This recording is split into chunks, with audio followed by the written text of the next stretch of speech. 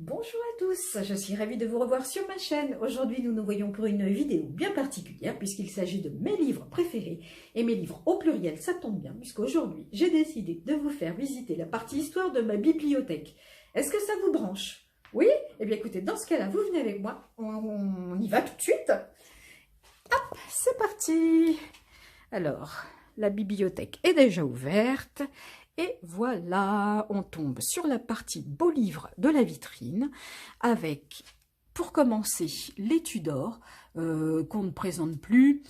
Par contre, je ne me rappelle plus le nom du père d'Henri VIII, mais en tout cas, ça commence par lui et ça finit par Élisabeth Ier, qui est morte sans descendance, et donc c'est la fin de la dynastie des Tudors. En tout cas, ça, c'est l'histoire d'Angleterre, enfin, une partie de l'histoire de l'Angleterre. Ici, vous avez l'histoire de France aux éditions Larousse, magnifique livre très complet sur toute l'histoire du début à nos jours. Ici, vous avez l'histoire de France vue par les peintres. Donc, c'est les grands moments de l'histoire, tout simplement en peinture. Et il me semble que la couverture, c'est le sacre de Napoléon Ier. Ici et ici, vous avez aux éditions Larousse deux magnifiques livres qui est Les Rois de France bleu et or, et ici blanc et argent, qui s'appelle Reine et favorite de France.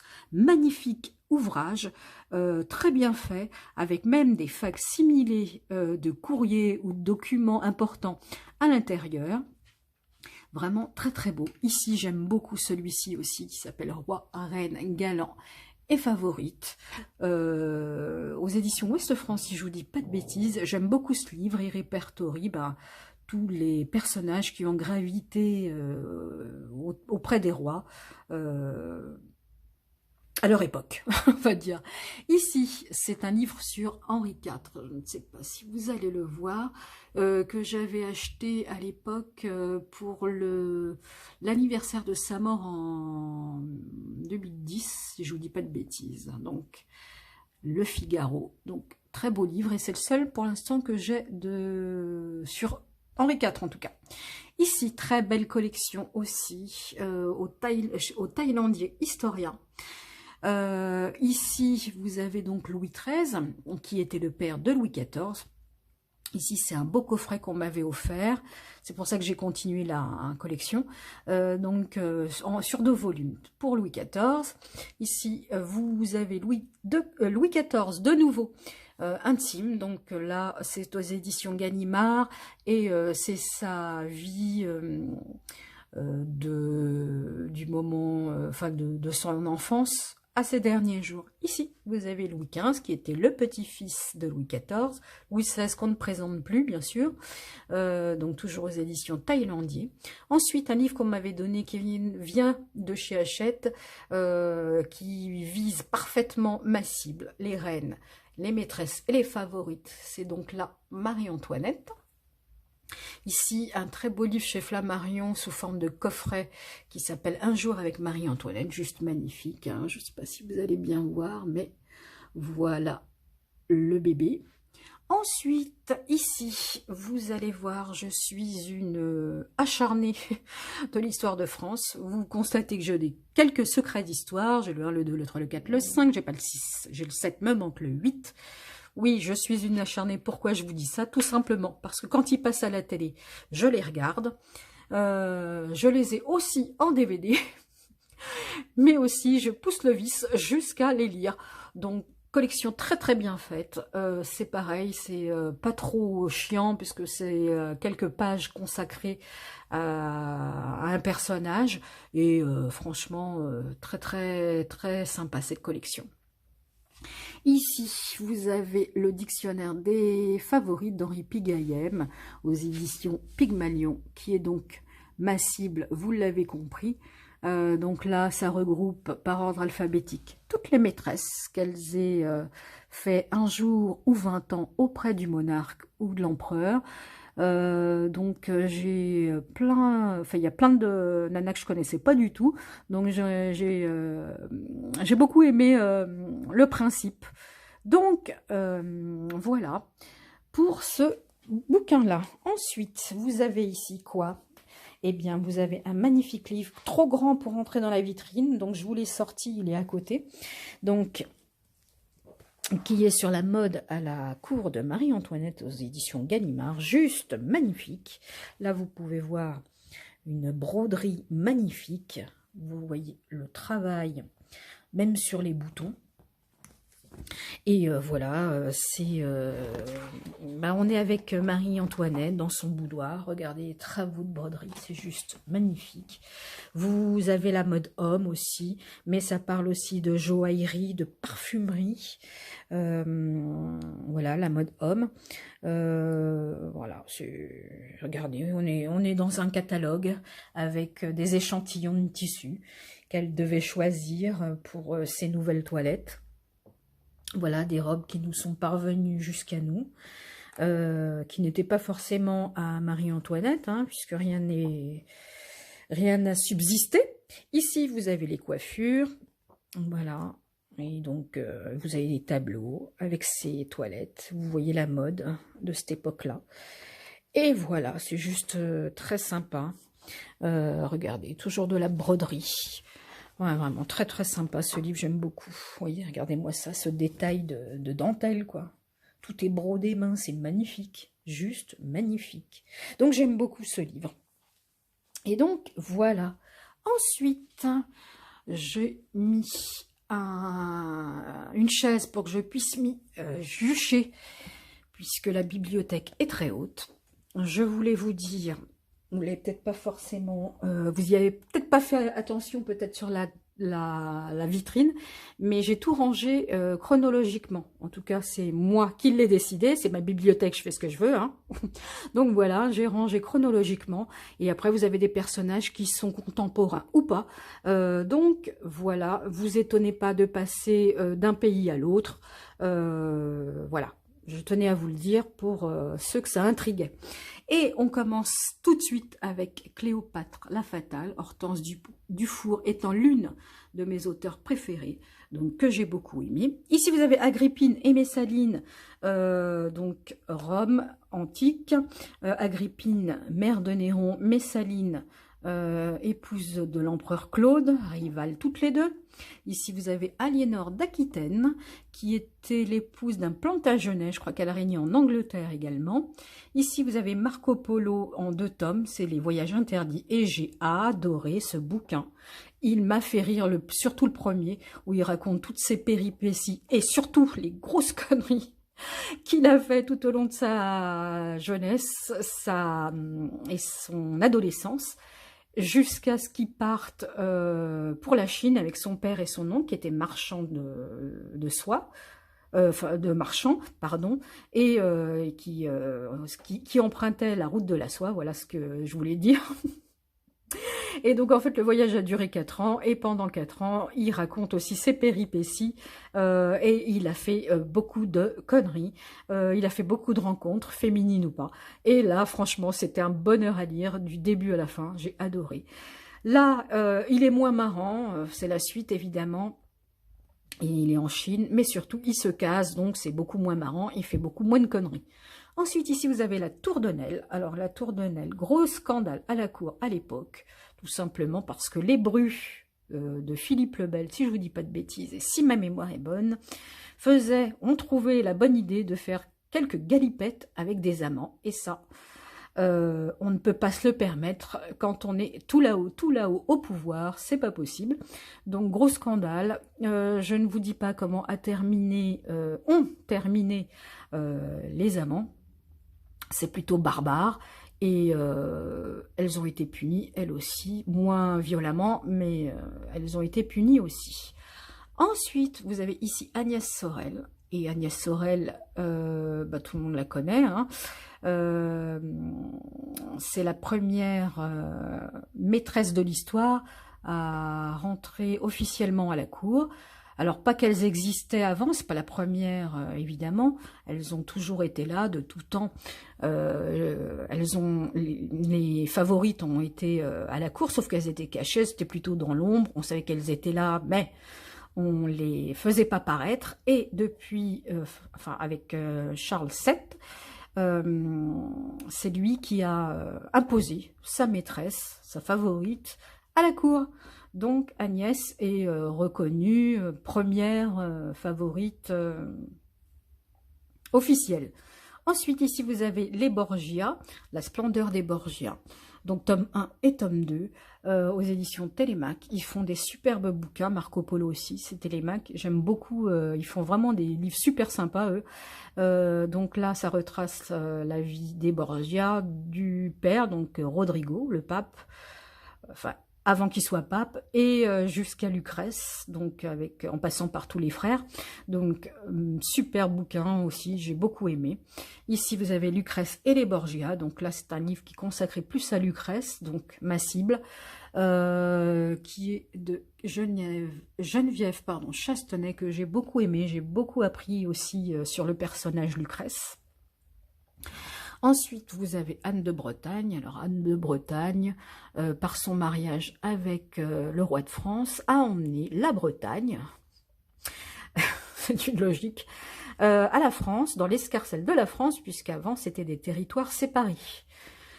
Ensuite, vous avez ici Magellan, grande époque des découvertes maritimes, de la route de la soie ou des épices. Grande époque des caravelles, enfin des voyages en caravelle, c'est Stefan Zweig, j'ai beaucoup aimé. Ici, vous avez les Tudors. Les Tudors, donc c'est la saga, ça part d'Henri VIII, je ne sais plus s'il parle de son père, mais en tout cas d'Henri VIII jusqu'à Élisabeth Ier, bien sûr. Ici, vous avez Anne Boleyn, en double, donc pas la même édition, bien sûr, pas le même auteur, mais ça ne me dérange pas. Vous allez avoir plusieurs personnages dans ma bibliothèque que j'ai en double. Donc, Anne Boleyn était la seconde épouse d'Henri VIII. Ici, vous avez Henri VIII, ses 6 femmes et ses amis. J'ai été mort de rire, c'est pareil que le premier tome de Marco Polo. Excellent. J'ai été vraiment, mais du début à la fin, je dis, mais purée, ils sont sans pitié quand même à l'époque. Donc, fait pas bon être une femme. Ancienne édition, malheureusement pour moi, qui doit dater des années 60, vraiment pas jolie, même la couve est pas belle. Mais comme c'est la seule édition que je trouve, jusqu'à ce que je trouve mieux, bah écoutez, elle reste là. Ensuite, vous avez la Salamandre d'or, qui parle des 2 maîtresses principales de François Ier, s'il en a eu plusieurs, bien sûr. Mais là, on parle de Françoise de Foix et de la petite peste, Anne de Pisseleu. Ici, c'est les femmes de François Ier. On parle des femmes parce qu'il a été toute sa vie entouré de femmes. Donc, on parle de sa mère, de sa sœur et aussi des 2 maîtresses dont je parle ici, dont je vous ai parlé. Ici, vous avez Diane de Poitiers. Là, vous avez Catherine de Médicis. Catherine de Médicis qu'on ne présente plus, hein, je crois que c'est la plus connue, reine de France.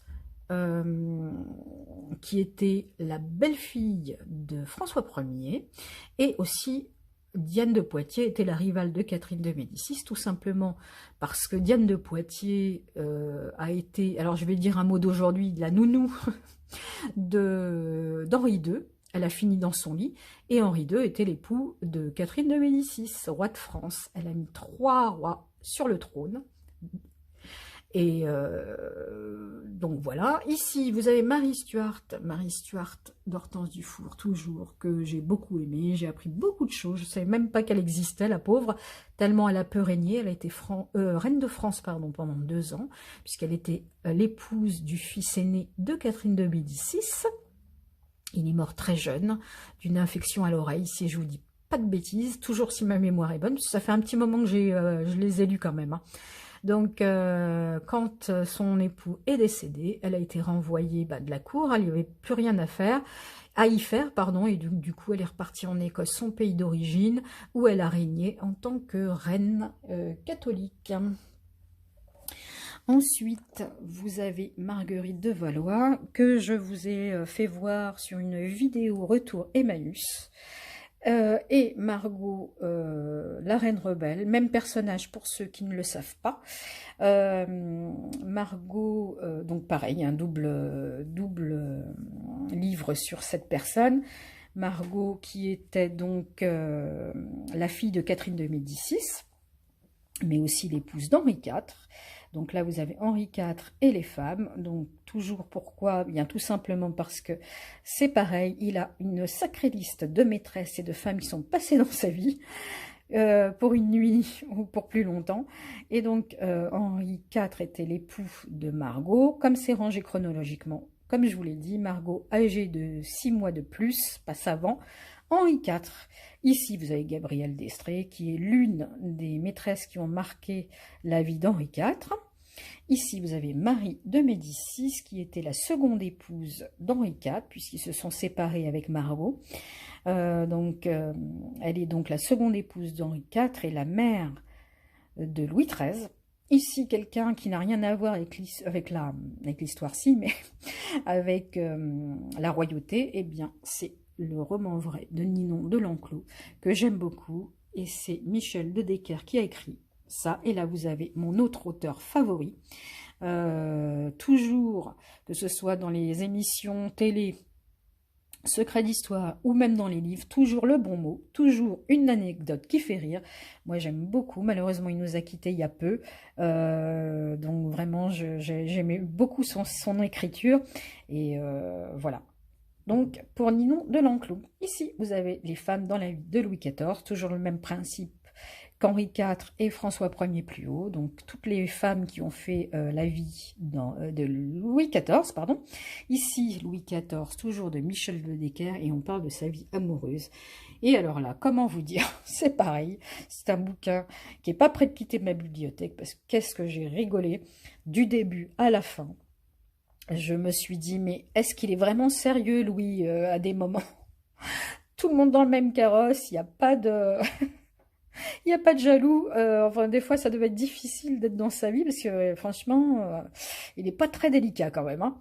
Bref, en parlant de maîtresse, eh bien vous avez Madame de Montespan qui était l'une des favorites les plus importantes dans la vie de Louis XIV. C'était la dernière avant qu'il se remarie avec Madame de Maintenon. Donc Madame de Montespan, sulfureuse, très hautaine, qui a baigné dans l'affaire des poisons, qui d'ailleurs a été étouffée par Louis XIV, hein, bien sûr l'affaire des poisons, pas Madame de Montespan.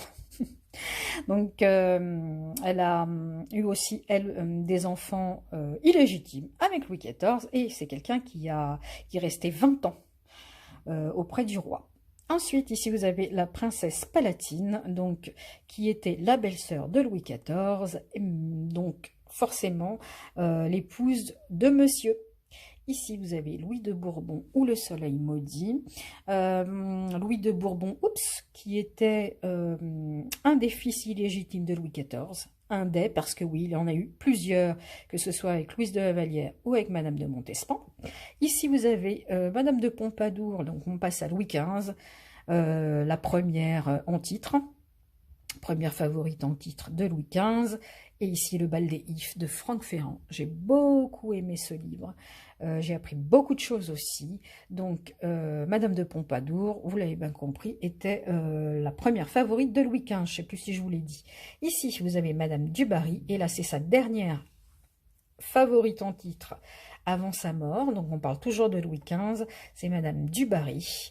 Que j'ai en double aussi, bien sûr avec des auteurs différents, qui est ma petite préférée à moi, que j'aime beaucoup, enfin que j'aurais aimé en tout cas si je pouvais remonter le temps rencontrer, tout simplement parce qu'elle avait mauvaise réputation, et moi les gens qui sont rejetés, moi ça m'attire, j'ai envie de les connaître.